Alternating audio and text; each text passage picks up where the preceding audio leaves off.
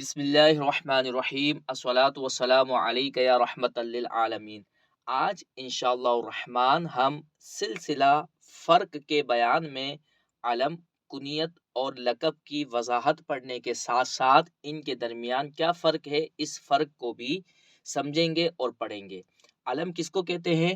جو نام ابتداءً یعنی شروع سے ہی ماں باپ یا ان کی طرح دیگر لوگ مثلاً بھائی بہن، نانی نانا، دادا دادی، چاچا چاچی وغیرہ یعنی سرپرست رکھیں اس کو علم کہتے ہیں۔ اور جو نام ابن، امن، اخن، اختن، امن یا امتن وغیرہ الفاظ سے شروع ہوں ان کو کنیت کہا جاتا ہے۔ جیسے ابو القاسم ہمارے پیارے نبی صلی اللہ علیہ وسلم کی یہ کنیت ہے۔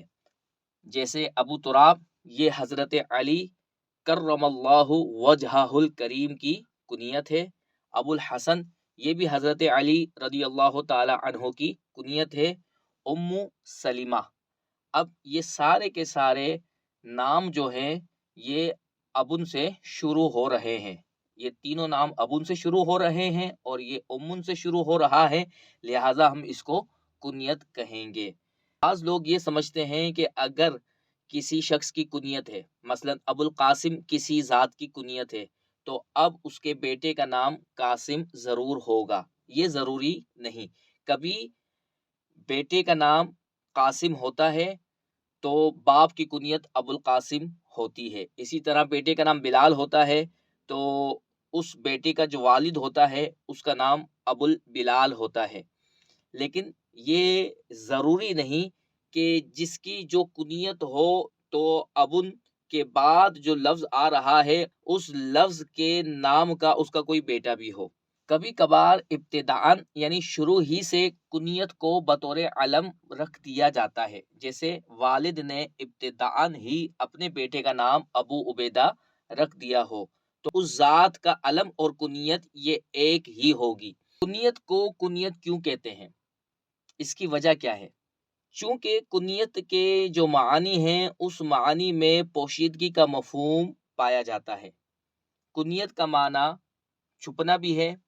کنیت کو کنیت اس لیے کہتے ہیں کہ اس کے ذریعے عام طور پر علم چھپ جاتا ہے، کیونکہ جب کسی ذات کو ہم کنیت کے ساتھ مخاطب کرتے ہیں تو اس کا علم پوشیدہ ہو جاتا ہے، اس وجہ سے کنیت کو کنیت کہا جاتا ہے۔ کنیت کا فائدہ کیا ہوتا ہے؟ کنیت کے ذریعے صاحب کنیت کی شان و عظمت کا اظہار مقصود ہوتا ہے۔ اب فرق کیا ہے لقب کے درمیان اور کنیت اور علم وغیرہ کے درمیان؟ فرق یہ ہے کہ لقب کے ذریعے صاحب لقب کی یا تو مدحہ بیان کی جاتی ہے، مدحہ مقصود ہوتی ہے، اس کی تعریف مقصود ہوتی ہے، یا اس کی مذمت مقصود ہوتی ہے۔ جیسے زین العابدین، جلال الدین، یہ جن کے بھی القاب ہیں، جن کے بھی یہ لقب ہیں، ان القاب کے ذریعے صاحب لقب کی تعریف کی گئی ہے، یا لقب اس لیے دیا جاتا ہے کہ اس کے ذریعے صاحب لقب کی برائی بیان کی جائے۔ جیسے اعشا، بہت سارے شعراء کا یہ لقب ہے۔ اعشا کا معنی ہوتا ہے جس کو رات میں کم نظر آئے۔ تو لقب کے ذریعے یا تو صاحب لقب کی تعریف کا قصد کیا جاتا ہے یا اس کی برائی کا قصد کیا جاتا ہے، ارادہ کیا جاتا ہے، جبکہ کنیت کے ذریعے صاحب کنیت کی مدح کا ارادہ نہیں کیا جاتا۔ کنیت کا اصل مقصد صرف یہ ہوتا ہے کہ صاحب کنیت کو اس کے علم سے نہ پکارا جائے، کیونکہ بعض شخصیتیں، بعض مبارک ذاتیں ایسی ہوتی ہیں کہ جن کو نام کے ذریعے پکارنا مناسب نہیں ہوتا، علم کے ذریعے پکارنا مناسب نہیں ہوتا، تو وہاں پر ان کی کنیت کے ذریعے ان سے خطاب کیا جاتا ہے۔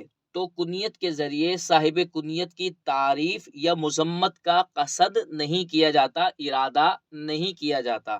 ہاں، کبھی کنیت مدح اور ذم کا فائدہ بھی دیتی ہے، جبکہ اس کے معنی کا اعتبار کیا جائے، یعنی اضافت کا اگر اعتبار کیا جائے تو اس وقت کنیت جو ہے وہ تعریف کا بھی فائدہ دے گی اور مذمت کا بھی فائدہ دے گی۔ جیسے ابو جہل، یہ مشہور دشمن خدا کی کنیت ہے، اور اس کے اندر اس کی برائی کا قصد بھی کیا گیا ہے۔ ابو جہل یعنی جہالت والا، ابو الفضل یہ رسول اکرم صلی اللہ علیہ وسلم کے چچا حضرت عباس رضی اللہ تعالی عنہ کی کنیت ہے، اور اس میں ان کی مدح کا قصد کیا گیا ہے کیونکہ اس اضافت کا لحاظ کیا گیا ہے۔ ابو الفضل فضیلت والے، فضل والے، عزت والے۔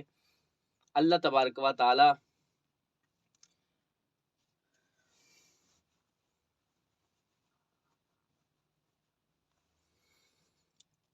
جیسے ابو الفضل یہ رسول اکرم صلی اللہ علیہ وسلم کے چچا حضرت عباس رضی اللہ تعالیٰ عنہ کی کنیت ہے، اور اس کنیت کے ذریعے حضرت عباس رضی اللہ تعالیٰ عنہ کی مدح کا قصد کیا گیا ہے، فضیلت والے اس کا معنی ہے۔